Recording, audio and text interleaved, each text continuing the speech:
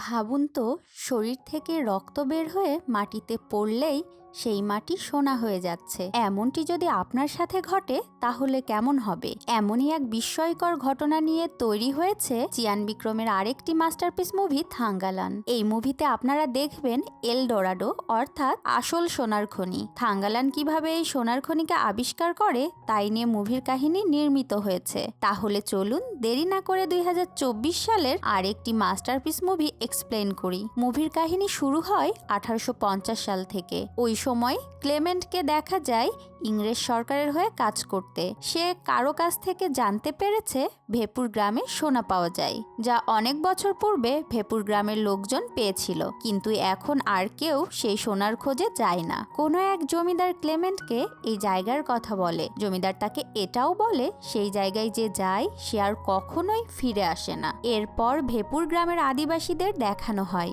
যারা নিজের জমিতে জমিদারের হয়ে কাজ করে। এখন হয়তো আপনারা ভাবছেন নিজের জমিতে অন্যের হয়ে কিভাবে কাজ করে। আসলে ব্যাপারটি হচ্ছে লোভী জমিদার অল্প কিছু টাকা গ্রামবাসীদের ধার দেয়। গ্রামবাসীরা সেই টাকা পরিশোধ করতে না পারলে জমিদার তাদের জমি দখল করে নেয়। এভাবেই গ্রামবাসীদের জীবন চলছিল। এরপর আমরা থাঙ্গালানকে দেখতে পাবো যে তার বাচ্চাদের সাথে ঘুমাচ্ছিল। সে ঘুমের মধ্যেই কারো সঙ্গে মারামারি করছিল। তাকে একা একা কথা বলতে দেখে গঙ্গামা অর্থাৎ থাঙ্গালানের বউ তাকে বলতে থাকে, আর কতক্ষণ ঘুমাবে? সারাদিন ঘুমোলে মাঠে কাজ করবে কে? থাঙ্গালান তখন ঘুমের ঘোরে বালিশের নিচ থেকে চাকু বের করে তার বউকে মারতে যায়, কারণ সে ঘুমের মধ্যে কাউকে মারছিল। ঘুমের ঘোর কেটে গেলে থাঙ্গালান বুঝতে পারে সে আসলে তার বউকে মারতে যাচ্ছিল। গ্রামের আদিবাসীরা জমিদারের হয়ে কাজ করলেও থাঙ্গালান ছিল এর ব্যতিক্রম, কারণ সে তার বউ ও ছেলে মেয়ে নিয়ে নিজের জমিতেই চাষাবাদ করত। তার 4 মেয়ে ও অশোক নামের এক ছেলে ছিল। গ্রামে গাঙ্গু নামের একজন ব্যক্তি ছিল যে নিজেকে ব্রাহ্মণ বলে দাবি করত এবং গ্রামের বাচ্চাদের ব্রাহ্মণ হওয়ার শিক্ষা দিত। সে বলতো ব্রাহ্মণ হলো উঁচু জাতি, ব্রাহ্মণ হলে মাছ মাংস খাওয়া যাবে না, সবসময় নিরামিষ খেতে হবে এবং নিয়মিত দেবতার পূজা করতে হবে। এগুলো মেনে চললে তোমরা ডিরেক্ট স্বর্গে চলে যাবে। থাঙ্গালান জমিতে কাজ করতে করতে ক্লান্ত হয়ে জমির পাশেই পরিবারকে নিয়ে শুয়ে পড়ত। ঘুমানোর সময় তার বাচ্চারা গল্প শোনার জন্য জিদ করত, বলতো বাবা আমাদেরকে আরতির গল্প শোনাও। তখন থাঙ্গালান তার পরদাদার গল্প শোনানো শুরু করত। তার পরদাদার নাম ছিল কারাইয়ান। সে বলতো আমাদের গ্রাম থেকে কয়েকশো মাইল দূরে হাতির মতো দেখতে একটি পাহাড় আছে। সেই পাহাড়ের পেছনে রয়েছে একটি বিরাট জায়গা, যেখানে আমার পরদাদা ও তার প্রতিবেশীরা বাস করত।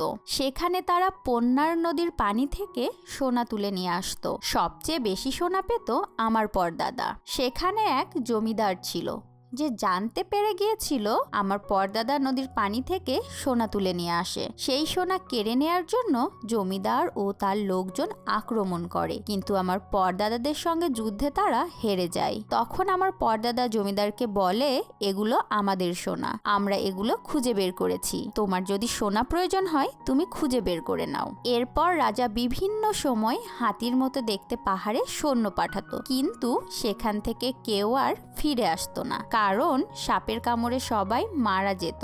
এ কথা জেনে আমার পরদাদা মুচকি হেসে বলে সেখান থেকে একমাত্র আমরাই সোনা তুলে নিয়ে আসতে পারি, আর আমরা নদীর পানি থেকে এই সোনা বের করে আনতে পারি। এই পাহাড়ের ভিতর অনেক সোনা, কিন্তু আমরা পাহাড় থেকে যদি সোনা আনতে যাই তাহলে আমাদের সবাইকে মেরে ফেলবে, কারণ সেখানে আরতি নামের এক তান্ত্রিক আছে যে সেই সোনার পাহাড়টিকে রক্ষা করে। রাজা তখন বলে পাহাড়ের সব সোনা আমার চাই, এর বদলে তুমি যা চাইবে তাই পাবে। আমার পরদাদা তখন বলে ঠিক আছে আমি সোনা নিয়ে আসবো, কিন্তু আমাদের যে জমি তুমি দখল করে রেখেছো সেগুলো সব ফেরত দিতে হবে, আর আজকে থেকে আমরা তোমার গোলাম হয়ে থাকবো না। রাজা তার প্রস্তাবে রাজি হয়। কারাইয়ান ও রাজার লোকেরা সোনা আনার জন্য পাহাড়ের দিকে যেতে থাকে। এমন সময় আরতি তাদের উপর আক্রমণ করলে তারা কোনোভাবে বেঁচে যায়। এরপর আরতি তাদেরকে মারার জন্য সাপ পাঠায়, সেখান থেকেও তারা বেঁচে যায়। এরপর আরতি ও তার লোকেরা আসে এবং তাদের দুই দলের মধ্যে তুমুল লড়াই হয়। আরতির দলের লোকেরা মারা যায় এবং আরতিকে বন্দি বানিয়ে কিছু সোনা সহ সেই রাজার কাছে নিয়ে যাওয়া হয়। রাজা সোনা দেখে খুব খুশি হয় এবং তার তলোয়ার কারায়ানকে দিয়ে বলে আজ থেকে তুমি আমার সৈন্যদলের কমান্ডার। তারপরই রাজা সোনা হাতে নিয়ে দেখতে পায় সেটি নকল। আরতি তার মায়াজাল দিয়ে মাটিকে সোনা বানিয়ে ফেলেছিল। এরপর রাজা রাগে ক্ষোভে সেখানে থাকা বুদ্ধের মূর্তিতে আঘাত করে মাথা আলাদা করে ফেলে। এটা দেখে আরতি রেগে গিয়ে এমন জোরে চিৎকার দেয় যে তার চিৎকারের শব্দে সবাই অজ্ঞান হয়ে যায়। তখন আরতি লাফ দিয়ে উঠে এসে কারায়ানের বুকে ত্রিশূল ঢুকিয়ে দেয়। তখন কারায়ান কোনো পথ না পেয়ে হাতের কাছে থাকা চাকু আরতির পেটে ঢুকিয়ে দেয়। আরতির পেট থেকে ঝর্ণার পানির মতো রক্ত বেরিয়ে যতদূর পর্যন্ত যায় ততদূর পর্যন্ত মাটি পাথর সব সোনা হয়ে যায়। গল্প শুনতে শুনতে থাঙ্গালানের বাচ্চারা সব ঘুমিয়ে যায়। থাঙ্গালানের বউ বলে, সবাই ঘুমিয়ে গিয়েছে, চলো আমরাও ঘুমিয়ে যাই। মাঝরাতে কে বা কারা থাঙ্গালানের ফসলের জমিতে আগুন ধরিয়ে দেয়। এটি আর কারো কাজ নয়, বরং সেই জমিদারেরই কাজ ছিল। কারণ থাঙ্গালানের জমির উপর জমিদারের নজর পড়েছিল এবং জমিদার থাঙ্গালানের কাছ থেকে তার জমি কেড়ে নেয়। এরপর গ্রামে আসে ক্লেমেন্ট নামের সেই ইংরেজ ব্যবসায়ী। সে এসে সবাইকে বলতে থাকে, তোমরা আমাকে সোনা পাওয়ার ব্যাপারে সাহায্য করো, তোমাদের পূর্বপুরুষেরা অনেক সোনা পেয়েছিল। এই কথা শুনে সেখান থেকে গ্রামের লোকেরা ভয়ে চলে যায়, কিন্তু থাঙ্গালান সেখানেই থেকে যায়। ক্লেমেন্ট বলতে থাকে, আমি তোমাদেরকে মজুরি দিব, কিন্তু এরপরেও কেউ রাজি হয় না। গঙ্গামা এসে সেখান থেকে থাঙ্গালানকে জোর করে টেনে হিস্টে নিয়ে যায়। থাঙ্গালান বাড়ি এসে তার বউকে বোঝাতে থাকে, যদি আমরা সোনার খনিতে কাজ করি তাহলে আমরা ও আমাদের সন্তানেরা ভালো থাকবো। আমরা আমাদের জমিগুলো জমিদারের কাছ থেকে ফেরত নিতে পারবো। এই সোনার খনি আমার পূর্বপুরুষেরা খুঁজে পেয়েছিল, তাই আমিও এই সোনার খনি খুঁজে বের করতে পারবো। অবশেষে গঙ্গামা রাজি হয়ে যায়। পরদিন থাঙ্গালান গ্রামের কিছু মানুষকে রাজি করিয়ে ইংরেজ ক্লেমেন্টের সাথে পাহাড়ের দিকে রওনা দেয়। যাওয়ার সময় থাঙ্গালান তার ছেলে অশোককেও সাথে নেয়। অন্যদিকে ক্লেমেন্টও তার ছেলে উইলিয়ামকে সাথে নিয়ে আসে। কিছু দূর যাওয়ার পর তারা একটি নদী দেখতে পায়।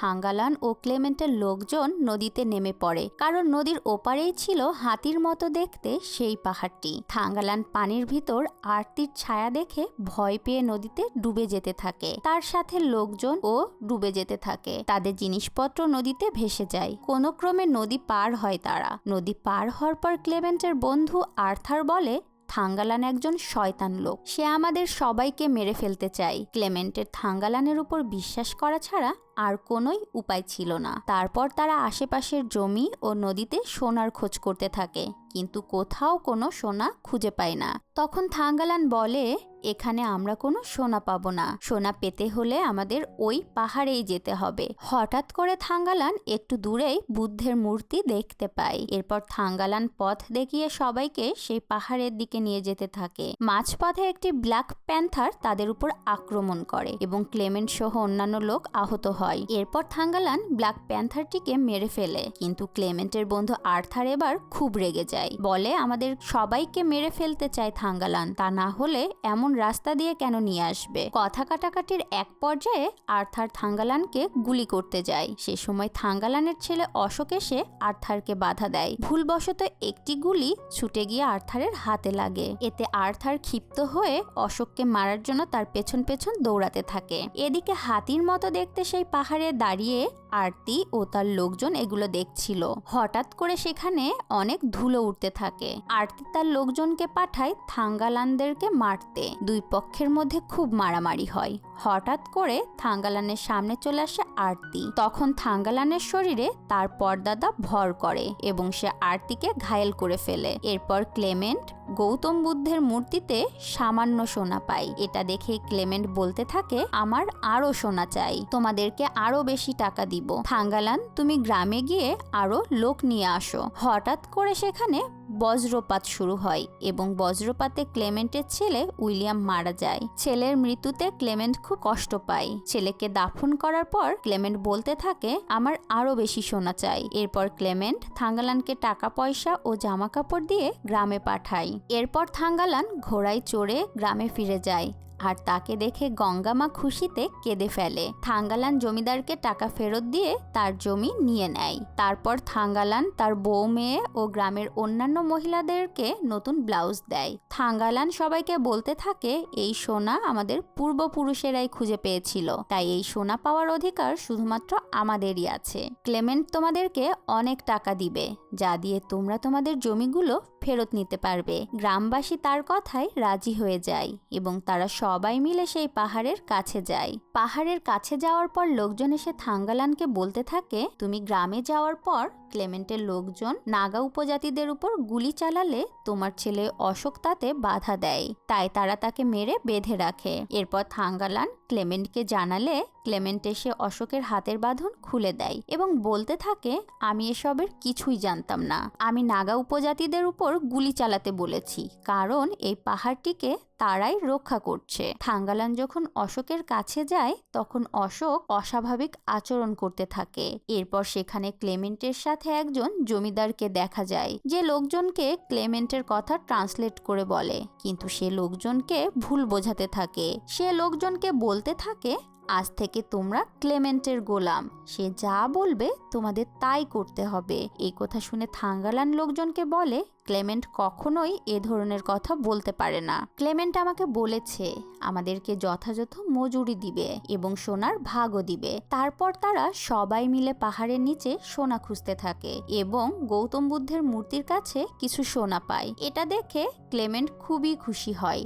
রাতে যখন তারা বিশ্রাম করছিল তখন থাঙ্গালানের ছেলে অশোক বলতে থাকে, তোমরা সবাই এখান থেকে চলে যাও, এটা তোমাদের জায়গা নয়, তোমরা এখান থেকে না গেলে সবাই মারা পড়বে। গঙ্গামা বলে, আমার ছেলের কি হয়েছে, ও এমন করছে কেন? থাঙ্গালান তাকে বলে, ওর কিছুই হয়নি, ও একটু ভয় পেয়েছে। পরদিন তারা পাহাড়ের নিচে মাটি খুঁড়তে যায়, কিন্তু সেখান থেকে তারা কোনো সোনা পায় না। এভাবে 3-4 দিন চলে যায়, কিন্তু সেখান থেকে তারা কোনো কিছুই খুঁজে পায় না। এদিকে ক্লেমেন্টের শুধু টাকাই খরচ হচ্ছিল। তখন ক্লেমেন্টের বন্ধুরা তাকে পরামর্শ দেয়, তুমি লোকজনকে বলো তোমরা যেদিন সোনা খুঁজে পাবে সেদিনই তোমরা তোমাদের মজুরি পাবে। গ্রামবাসী যেহেতু অনেক দূর থেকে এসেছে, সো তারা চাইলেই এখন চলে যেতে পারবে না। ক্লেমেন্টের এসব শর্তে গ্রামবাসী রাজি হয়ে যায়। দিনের পর দিন কাজ করার পরেও তারা কোনো সোনা খুঁজে পাচ্ছিল না। এদিকে তাদের খাবারও শেষ হয়ে যায় এবং তারা ধীরে ধীরে দুর্বল হয়ে পড়ছিল। তারপরেও তারা কাজ করে যাচ্ছিল শুধু সোনার লোভে। এরপর আর্থার একটু দূরেই সোনার ঝোলকানি দেখতে পেয়ে সেদিকে এগিয়ে গেলেই পাহাড় থেকে সাপ বের হয়ে এসে তাদের কামড়াতে থাকে। সাপের কামড়ে থাঙ্গালানের মেয়েসহ অনেকেই মারা যায়। এরপর একজন বৃদ্ধ লোক থাঙ্গালানের কাছে এসে বলে, এভাবে আমরা সোনা পাবো না। তোমার পরদাদা যেভাবে আরতির পেট কেটে রক্ত বের করেছিল, আমাদেরও সেভাবে আরতির পেট কেটে রক্ত বের করতে হবে, কারণ আরতির পেট থেকে যেখানে রক্ত পড়েছিল সেই জায়গায় সোনা হয়ে গিয়েছিল। তখন থাঙ্গালান বলে, আমি কারো পেট কেটে সোনা চাই না, আমরা পরিশ্রম করে যতটুকু সোনা পাবো ততটুকুই আমাদের জন্য যথেষ্ট হবে। এরপরও তারা ক্লান্ত শরীর নিয়ে পরিশ্রম করতে থাকে, কিন্তু তারা কোনোই সোনা খুঁজে পাচ্ছিল না। রাতে যখন তারা ঘুমাতে যায় তখন কেউ তাদের ঝুপড়িতে আগুন ধরিয়ে দেয়। এরপর গ্রামবাসীরা সিদ্ধান্ত নেয় তারা কোনো সোনা চায় না, তারা গ্রামে ফিরে যাবে। এ কথা শুনে ক্লেমেন্ট তাদেরকে বন্দি করে এবং বলে, তোমরা কেউ গ্রামে ফিরে যেতে পারবে না যতক্ষণ পর্যন্ত না আমি সোনা খুঁজে পাচ্ছি, তোমাদেরকে এখানেই থাকতে হবে। থাঙ্গালান গ্রামবাসীকে বলে, তোমাদের খাবার চাই তো, আমি তোমাদের জন্য খাবারের ব্যবস্থা করছি। এই কথা বলে সে শিকারের খোঁজে বের হয়ে যায়। কিছুক্ষণ পর থাঙ্গালান তাদের জন্য শিকার করে আনে এবং গ্রামবাসীকে কাজে ফিরে যাওয়ার জন্য বোঝাতে থাকে। এরপর সে গ্রামবাসীকে বোঝাতে থাকে, এই সোনার জন্য আমরা আমাদের অনেক লোকজনকে হারিয়েছি, এত দূর এসে এখন আমরা ফিরে যেতে পারি না। এই সোনা পেলে আমরা আমাদের জীবনকে পরিবর্তন করতে পারবো। আমরা এই পাহাড়কে গলিয়ে সোনা বের করে আনবো। আরতি ও তার লোকজন এসে তাদেরকে সতর্ক করে যেন তারা পাহাড়ে আগুন না দেয়, কিন্তু তারা সে কথা না শুনে রাতে পাহাড়ে আগুন ধরিয়ে দেয়। আগুন ধরানোর ফলে পাহাড়ে একটি গর্তের সৃষ্টি হয়। এরপর তারা সবাই মিলে সেই গর্তের মধ্যে ঢুকে অনেক সোনা দেখতে পায়। সেখান থেকে তারা অনেকগুলো সোনা সোনা নিয়ে বাইরে বের হয়ে আসে। এটা দেখে ক্লেমেন্ট তাদের উপর আক্রমণ করে এবং বলতে থাকে, এই সব সোনা আমার, তোমরা কেউ এগুলো নিতে পারবে না। তখন থাঙ্গালান কিছু সোনা হাতে নিয়ে বলে, এগুলো আসলে কোনো সোনা নয়, এটা আরতির মায়াজাল। আরতি আমাদের উপর এই জাল বিছিয়েছে। এরপর দেখা যায় আরতি ও তার লোকজন এসে থাঙ্গালান ও তার লোকের উপর আক্রমণ করে। আরতি থাঙ্গালানের উপর বিভ্রম সৃষ্টি করে কখনো দিন কখনো রাত ও তার পূর্বপুরুষদের দেখাতে থাকে। আরতি তখন থাঙ্গালানকে দেখাতে থাকে ৫ম শতকের দিকে এই পাহাড়ে নাগ উপজাতিরা বসবাস করত এবং এই পাহাড়ে সোনা পাওয়া যেত। থাঙ্গালানের দাদার দাদা ও আরতি ছিল স্বামী স্ত্রী। এই পাহাড় রক্ষার দায়িত্ব ছিল তাদের উপর। কারাইয়ান ও আরতি জানতে পারে একদল লোকের নজর পড়েছে এই সোনার উপর। তারা যখন সোনা নিতে আসে তখন কারাইয়ান ও তাদের মধ্যে প্রচণ্ড যুদ্ধ বেঁধে যায়। কারাইয়ান পরাজিত হয় এবং তারা কারাইয়ানকে বন্দি করে নিয়ে যায় সোনা খুঁজে দেওয়ার জন্য। এভাবে বছরের পর বছর চলে যায়। আরতি বলে, থাঙ্গালান তুমি আমাদেরই বংশধর। থাঙ্গালানের যখন জ্ঞান ফিরে আসে সে দেখতে পায় ক্লেমেন্ট আরতির পেটের ভিতর চাকু ঢুকিয়ে দিয়েছে। এটা দেখে থাঙ্গালান ক্লেমেন্টের গলায় চাকু ঢুকিয়ে দেয়। থাঙ্গালান তার নিজের ভুল বুঝতে পেরে আরতির কাছে ক্ষমা চায় এবং বলে, আমাকে আমার লোকদের জন্য কিছু সোনা নিতে দাও। আমরা খুবই খারাপ জীবন পার করছি। জমিদারকে টাকা না দিলে সে জমি ফেরত দিবে না। মা, শুধু তুমিই আমাদেরকে রক্ষা করতে পারো এই বিপদ থেকে। তখন আরতি তাকে কিছু সোনা নেওয়ার অনুমতি দেয়। থাঙ্গালান সেখান থেকে কিছু সোনা নিয়ে বাইরে আসে এবং তার লোকজনকে দেখায়। তারা গ্রামে ফিরে যাওয়ার পর কিছু ব্রিটিশ লোক তাদের কাছ থেকে সোনাগুলো কেড়ে নিতে চাইলে থাঙ্গালান ও গ্রামবাসী তাদেরকে প্রতিহত করে। এরই মধ্য দিয়ে থাঙ্গালান মুভির কাহিনী শেষ হয়। ভিডিওটি কেমন লাগলো তা কমেন্টস করে জানাতে ভুলবেন না এবং আমাদের চ্যানেলটি সাবস্ক্রাইব করে পাশে থাকবেন।